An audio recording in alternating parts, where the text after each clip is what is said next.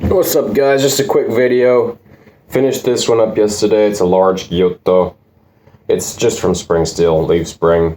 The main thing really is that I wanted to do something nice with the handle and test a few things out, because this is kind of like where I'm going with the handles. This is what I want to do on standard. This is what I basically want on all my kitchen knives. The curly birch is from the trees that grow right there behind the camera. We planted a whole bunch of curly birch trees here, and then now we're stabilizing them. This is from a really fat, thick tube. Like, I have several, like 10 meters of it or something. So I just chopped it up. It was really fat, and that let me grind it all down to this. Just a basic, spring steel, super large cleaver style Gyuoto. It's got a nice taper. If you were to go to anywhere in Asia, Indonesia, or, Nepal, or Cambodia, Thailand, you name it, and you went there to buy a kitchen knife, you'd basically be getting this, right? It's this spring steel, hot forged, large cleavers. This is the same, basically. So that it's nothing super special going on there. The problem when you make blades that are this big is that it's so much metal that you're kind of forced to do lamination, even despite, bringing high quality steel to forge welding temperatures, which is kind of something you want to avoid. Because it's so much metal that you don't really need to have most of this could just be iron, and then the nice thing with that, if it's laminated, it's a lot easier to straighten out, and it's a lot easier to grind and stuff like that. But spring steel is great because it's super commonly available. I have, neighbor farmers, they just every now and then casually drop by with some broken springs from their old, trucks or whatever, and like, here, take them, they're yours. And then you get like 3 or 4 leaf springs, and you can make, 30 or 40 or 50 of these, So, and it's very large, wide, tall, thick steel. The problem with nowadays, if you forge, is that if you're from the supplier, the steel you get from the supplier is just this thin, wimpy, tall, basically just stock removal, blanks, bars. I mean, if you want to be serious with forging, you need to find round stock. You need round stock, or leaf spring, kind of like, this thick, massive stuff. Nowadays, what people are looking for, so there's a bit of a problem in the market when it comes to kitchen knives, like for example in Japan and all over the place, is that the stock material they're getting, like I was just saying, it's all pretty much standard size. You don't go over a certain dimension, so it's actually very hard to find blades that are very tall.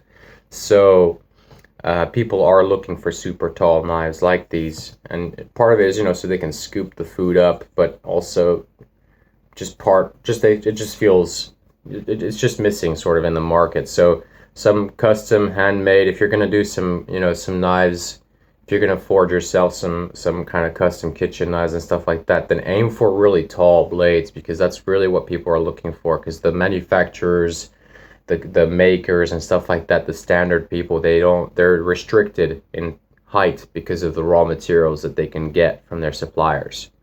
And this is the same in Japan. This is the same everywhere. So, and a lot of the guys in Japan, they get their steel already sanmaid. It's like explosion welded sheets of metal. A lot of guys don't do their own forge welding. Takeda, for example, they weld their tangs on. They have like stainless steel tangs welded on.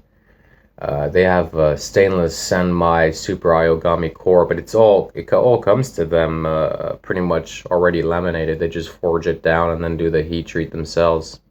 Me and a friend of mine, we've gotten a lot of details from Takeda about his heat treating and stuff like that. I met Takeda in person. I bought a knife from him and shook his hands. I had the first 21 centimeter blade version of one of his products. It's pretty cool.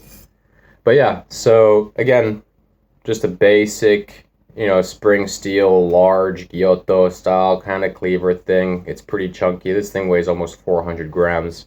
It weighs like 3 times more than this. This is like a feather in comparison. But yeah, just wanted to do a quick video, what I was up to yesterday on the weekend. This won't be expensive. This will be like 300 euros or something. If I were to make more of these, and I will, they're going to be more expensive, but this is the first one. So I didn't want to like go overboard. And I had the blade laying around from a while back. So I was like, you know what, whatever. I'm just going to put this together and, you know, just keep it simple and see.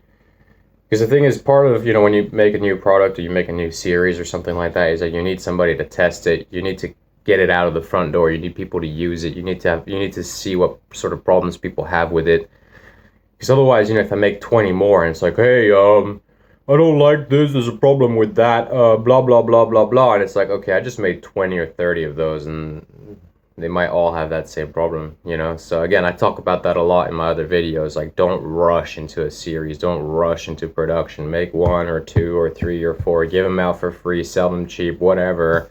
Get people to play around with them. Use them. And then you can, then you know that it's safe to use. So yeah, nothing much more to it than that, guys. Just a basic Gyuoto. Looks really good. Spring steel. Nice taper, beefy, strong, feels really good in the hand. Octagonal handles are a must if you're gonna do like serious kitchen knives. So, see you guys later.